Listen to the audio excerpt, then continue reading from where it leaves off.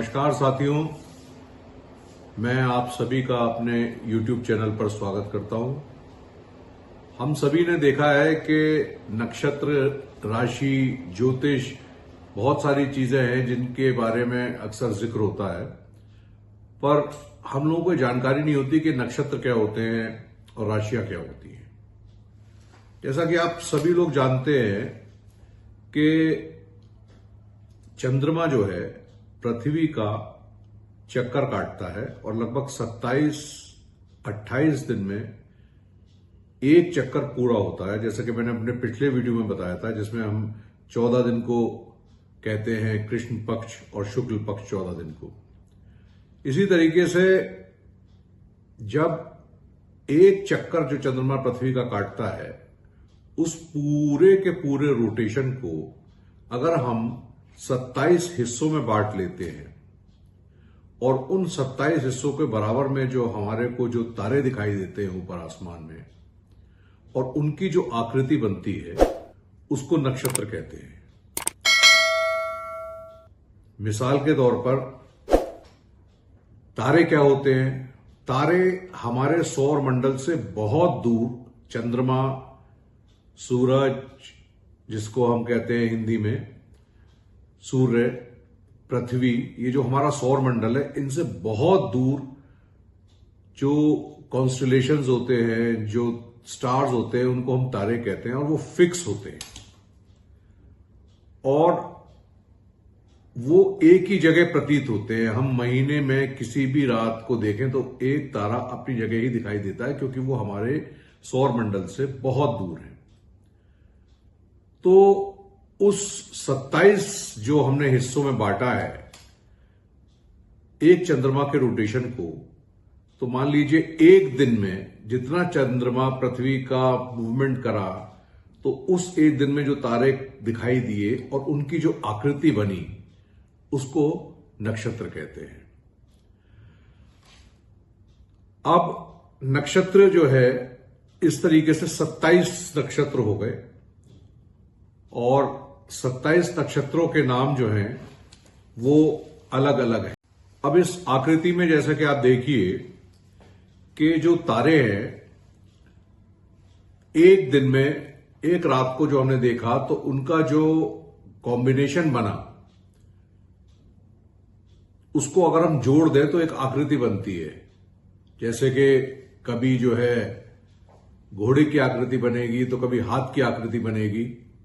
तो ये अलग अलग आकृतियों को नक्षत्रों के हिसाब से डिवाइड करा गया है।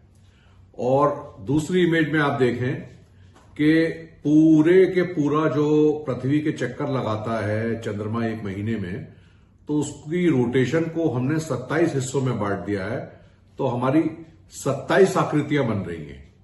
तो इन अलग अलग आकृतियों के हिसाब से एक नक्षत्र बनता है।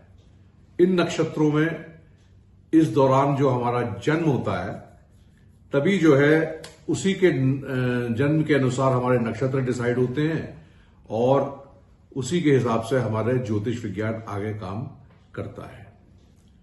तो कुल मिला के 27 नक्षत्र हैं। जैसे कि आप सबसे ऊपर वाली आकृति में देख रहे हैं कि ये है अश्विनी नक्षत्र। अश्विनी नक्षत्र में जो आकृति बन रही है वो एक घोड़े की सी आकृति दिखाई दे रही है।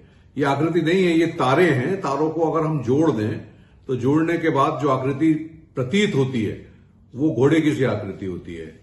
ऐसे ही एक नक्षत्र है मृगाशीष नक्षत्र। मृगाशीष का मतलब होता है कि आपके मृग, हिरण का शीश। तो एक आकृति में जो मृगाशीष है, उसमें उसकी जो आकृति दिखाई दे रही है वो मृग के समान दिखाई दे रही है। अब आप देखिए कि इसमें जो अगली जो आकृति है अश्लेषा। अश्लेषा जो है ये कुत्ते की पूंछ की तरीके की आकृति है। और अगले चित्र में देखिए ये हस्त है, हाथ के पंजे की तरह है। तो इन 27 नक्षत्रों के हिसाब से ही महीनों के नाम डिसाइड हुए हैं और इनके नाम है अश्वनी, भरणी, कृतिका, रोहिणी, मृगशिरा, आद्रा, पुनर्वसु, पोष्य, अश्लेषा, मघा, पूर्व फागुनी, उत्तर फागुनी, हस्त और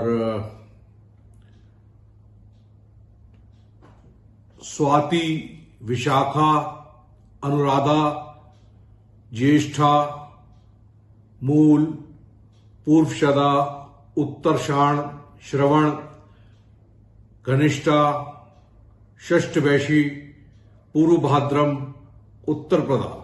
तो इस तरीके से आपने देखा कि 27 नक्षत्रों के हिसाब से ही हमारे महीने डिसाइड होते हैं। अब ये जो है नक्षत्र जो है ये चंद्रमा का जो आकार बना पृथ्वी के आगे, उसको 27 हिस्सों में जो हमने बांट दिया और जो तारों की आकृति उन 27 हिस्सों में बनी वो नक्षत्र हो गए, उन्हीं के आधार पर महीने हो गए। पर अब जो है सूर्य के जो परिक्रमा लेती है पृथ्वी, तो उस पूरे सर्किल को या उस गोलाकार को अगर हम 12 हिस्सों में बांट दें, उन 12 हिस्सों को बांटने के बाद जिन नक्षत्रों के नीचे वो आते हैं तो उसको कहते हैं राशि। राशि हमारी 12 है, मेष, वृष, मिथुन, कर्क, सिंह, कन्या, तुला, वृश्चिक, धनु, मकर, कुंभ, मीन। तो अब आप इस आकृति में देखिए कि ये जो है सेंटर में ये पूरी हमारी पृथ्वी है और इस पृथ्वी के जो रोटेशन है सन के आगे, सूर्य के आगे, उसको 12 हिस्सों में बांट दिया तो राशि बन गई और उसको 27 हिस्सों में बांट दिया तो हमारे नक्षत्र बन गए। अब जैसे ये ज्येष्ठ और अनुराधा नक्षत्र हैं, इन दोनों नक्षत्रों में आती है राशि कर्क और इस कर्क राशि में हमारा जो नक्षत्र जो अगर हमारा जन्म होता है इन नक्षत्रों के दौरान समय के अनुसार तो इन नक्षत्रों में माना जाएगा और राशि हमारी डिसाइड होगी कर्क। तो मैं आशा करता हूं कि आपको थोड़ा बहुत जानकारी नक्षत्रों के बारे में मैं दे पाया हूंगा सरल भाषा में। ये बहुत ही जटिल टॉपिक है, मैंने इसको कम से कम समय में लाने का प्रयास करा है और मैं फिर आपसे रिक्वेस्ट कर रहा हूं कि अगर आप मेरे वीडियोस को थोड़ा बहुत भी पसंद कर रहे हैं तो कमेंट सेक्शन में बताइए। कोई अगर इम्प्रूवमेंट करना है, किसी चीज पे करना है तो प्लीज मुझे बताएं और अगर मुझे कंटिन्यू करना चाहिए या नहीं करना चाहिए तो वो आपकी सब्सक्राइब करने की पावर से मुझे पता चलेगा और अपने ग्रुप्स में अगर आप शेयर करेंगे तो मुझे बहुत अच्छा लगेगा। शुक्रिया, थैंक यू।